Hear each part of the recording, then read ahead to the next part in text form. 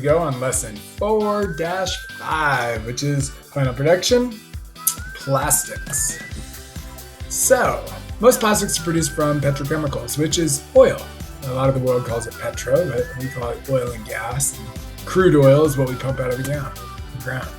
Nowadays, we're trying to make bioplastics. They're being developed. The whole goal is we know we're going to run out of our oil reserves, or at least run low on them pretty soon here. And we know that by burning fossil fuels, we're contributing to global warming and climate change. So we're experimenting with plastics and trying to figure out how to get them to break down. We don't need our water bottles to last for 2,000 years. They need to last for like 2 years, at best, probably. So sunlight, water, dampness, although that seems contrary to what you want with the water bottle. Bacteria, enzymes, wind erosion, whatever that is, pest and insect attack. So we're trying to design bioplastics that break down over time. The raw materials for plastics, typically first you have to pump it out of the ground, whether that's over the ocean or over land.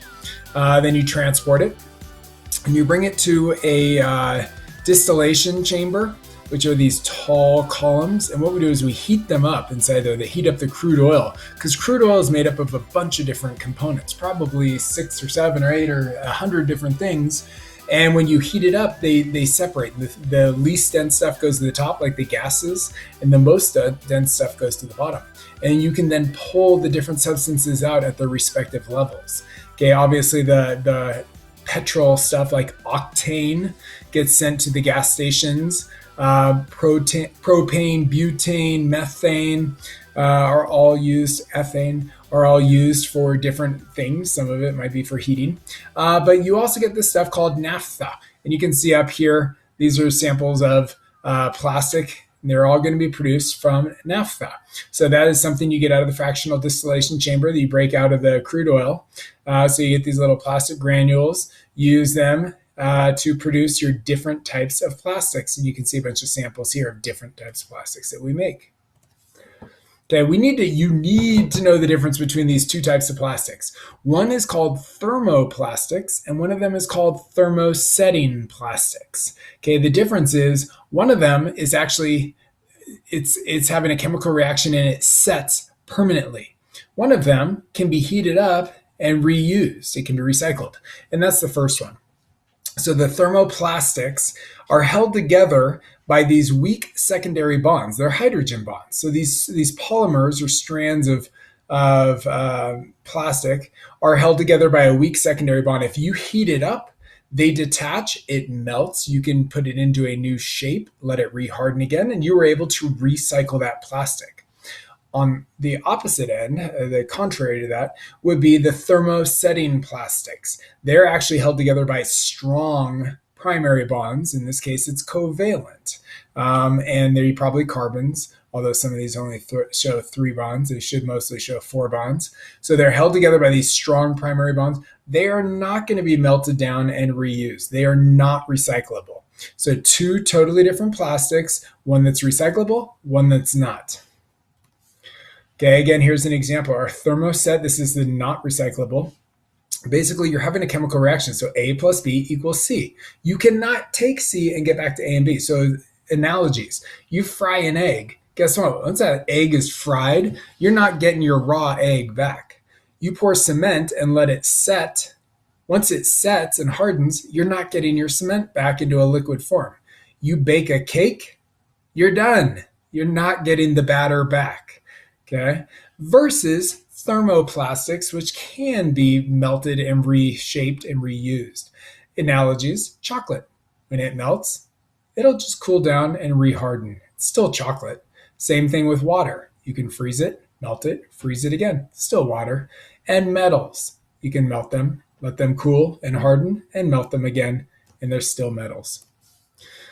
Okay, when we talk about recovery and disposal of plastics, we're not so good at it, at least here in the United States, and I think that's probably for most of the world.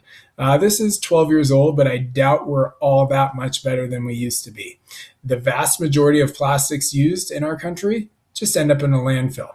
Some of them get burned, some of them, about 3% of the total, They say here it's 6%. Okay, so maybe it's 6% of the total actually get recycled. Maybe it's a lot better now. Here are different types of plastics: PP, PE, HIPS, ABS, PET, PVC. You've probably heard a bunch of those, although maybe not HIPS. But if you look in here, you'll see those letters, and you'll see the characteristics of each of those types of plastics, and you'll see some samples over here. My guess is you probably have a water bottle or a cup or something around you right now. Take a look on the bottom of it, see what number is there. Okay, there are different types of plastics. When you go to recycle, they need to be recycled with their same type of plastic. Okay, but it is kind of interesting to look through here and just see what are the differences. What are the temperatures at which they start to fail? There. What are the things they're not resistant to? Impact, heat, cold, sunlight, oxygen. Okay, now I want to talk about a couple different types of plastic products that we use. So polyurethane, poly means many, urethanes, so you have many urethanes, is a polymer composed of organic units called joined by carbamate links. Most are thermosetting polymers that do not melt when heated. That means they are a thermoset plastic. Okay, that means they are not recyclable.